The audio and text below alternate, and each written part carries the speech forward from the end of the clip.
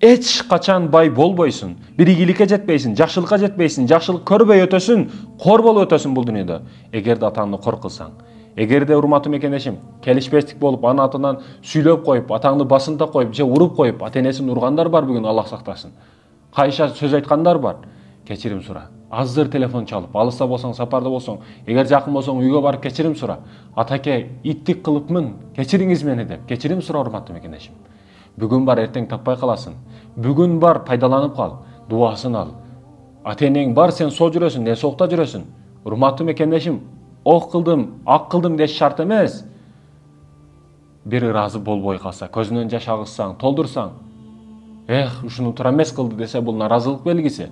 Урматтуу мекендешим, ата-энеңе күй, ата-энеңди сүй. Алар сени кандай сүйдү, кандай бапештеди, кандай өстүрдү. Эч нерсеге арзыбаган бир кичинекей бала элең ошондон чоңойтtu. Бүгүн жашы өтүп, кандай сөз сүйлөсөң дагы унчукпай тура берет. Сага күчү жетпей калды да байкуштардын.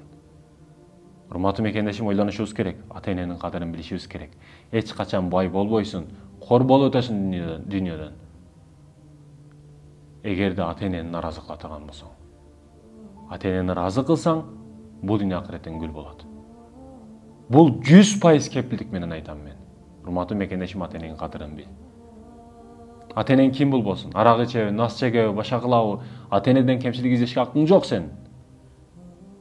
Жаштыгыңда кичинекей нарса учуруңда сенден кемчилик издеген жок алар. Ой, зара кылып койду, ой, богу чыгып кетти деген жок. Айырмасы жок, баламдын заңы деп туруп, сүйүнүп куанып тазалап арчылды сени.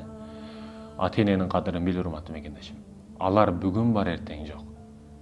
Сен алардан кемчилик издегенде акың жок. Алардын динден түшүнүгү жок, алар мындай кемчилик кылып койду дегенге акың жок сен. Кадырын бил, урматта сыйла. Акыретте ата-энеңдин кандай кемчилиги бар деп сурабайт. Акыретте ата-энеңе эмне кылдың, кызмат кылдың деп сурайт сенден.